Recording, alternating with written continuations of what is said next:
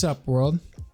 So usually I don't do back-to-back videos like this, but there's been a lot of interest in UE Multishot ever since it's gotten that buff coming into the next season. So I spent a good chunk of today playing UE Multishot, as it is my favorite Demon Hunter build of all time.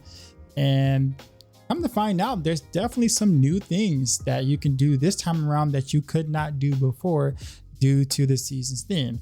So in this video, we're going to actually talk about what those are and what does the UE buff really do for the class. So let's dive right in. All right, so let's talk about the most important thing here, and that is the buff itself to UE.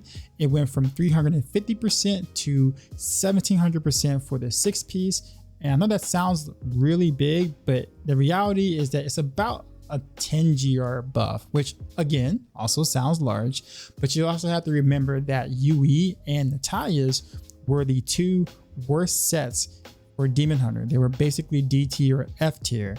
So now with the UE buff, it is now around A tier roughly range, high A tier possibly, and it's competitive with God 6 Demon Hunter and Shadows. So it's not gonna dethrone something like Marauders in case you like UE over Marauders, but it does give you another alternative for speed farming in terms of speedy GRs or some T16 rifts. And the fun factor has increased exponentially because some new things have opened up that you can do. So now that that's out the way, let's actually go to one of the most important parts of this season theme for UE, and that is the Vigor node here. And what this allows us to do is we are able to drop Seath from our build. So Seath was very important and was an absolute necessity to be able to run UE Multishot. Well, now you can drop Seath and go with Darkheart and get some damage reduction instead.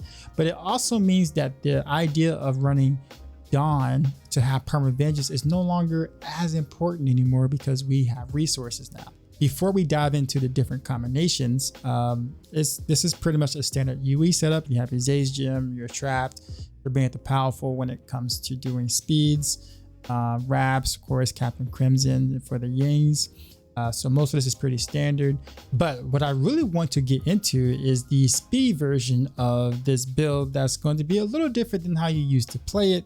And that is if you go to the cube here, and you'll realize I have Echoing Fury here and Reaper's Wrap. So of course, again, just going to reinstate the resource on crit, you can now do things like this. And what this does is this gives you a ton more attack speed as well as a lot more movement speed. So it's gonna make vaulting and shooting a bunch of multi-shots just way more fun and way more effective than going with a standard setup for speeds. It shoots like an Uzi, man. It feels great, but this is a lot of fun. You should definitely try this.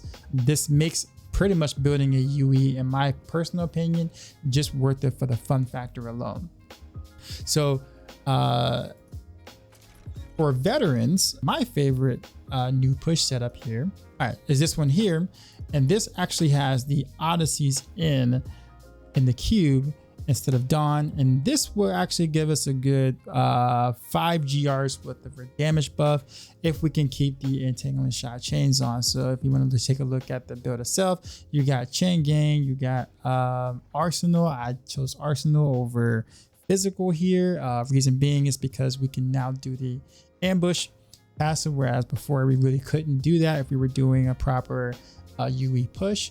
So no more throw the hunt because, again, like I said, got chain gang, I can slow, don't need to do that anymore.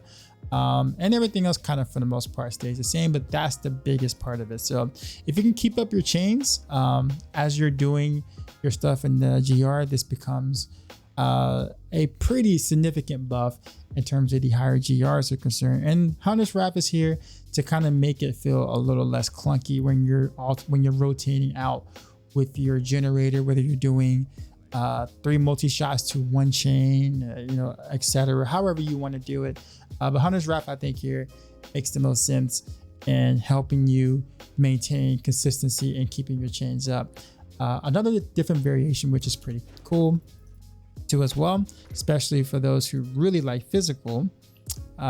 We have, make sure this is the right one. Yep, there we go. we have the Leonine version here, which puts the Leonine bow in the cube. You got your hexing pans as a veterans you usually would if you're doing higher pushes here. And we go with physical broadside here over Arsenal, because we're going to be going for more AoE, big pulls type thing. And you can do that with bolas here. I chose freezing straight. You can choose whatever you want to go here, but every time you shoot a bola, you're going to pull everything or pull whatever's here, and that's going to help you proc massive area damage for multi-shot, which is something that is sorely missed in multi-shot builds from the past.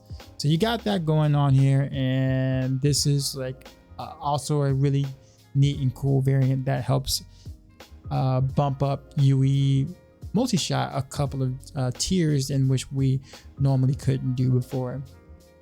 And these are your, for the most part, new builds here. They offer a couple of different things that are unique that we weren't able to do before. There are, all of them don't really have Dawn in the cube, as you recognize and see, but they offer a somewhat new, somewhat stylish gameplay to UE multi-shot that we haven't had before in the past. So if I miss anything, let me know in the comments, and I would love to read them. And as always, till next time.